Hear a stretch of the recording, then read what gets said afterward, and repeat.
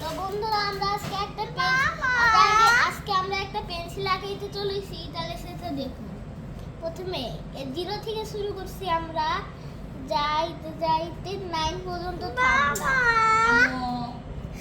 Of করা হবে থেকে আবার আমরা 5 থেকে দাগ দিব, তাও ঠিক 9 পর্যন্ত। উল্টা উল্টা দিলেই তাহলে সমস্যা। তারপরে নিচেরটা আসে এইটা এইভাবে দিয়ে এইভাবে, আর তারপরেরটা এটার উপর দিয়ে দিতে হবে হলো।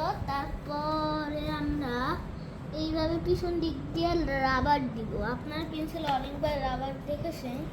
তারপরে এদিক থেকে সোজা দাগ দিতে পারবো।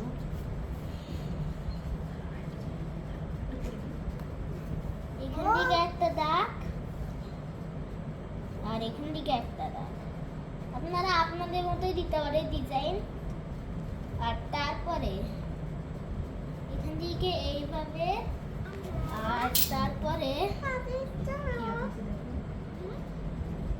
এখান থেকে এখানে।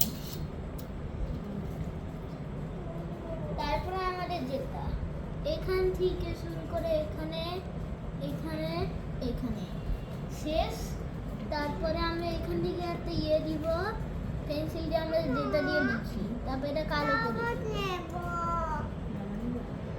তাহলে পেন্সিলটা কেমন লাগলো অবশ্যই কমেন্ট করে জানান, আর লাইক সাবস্ক্রাইবও করতে হবে।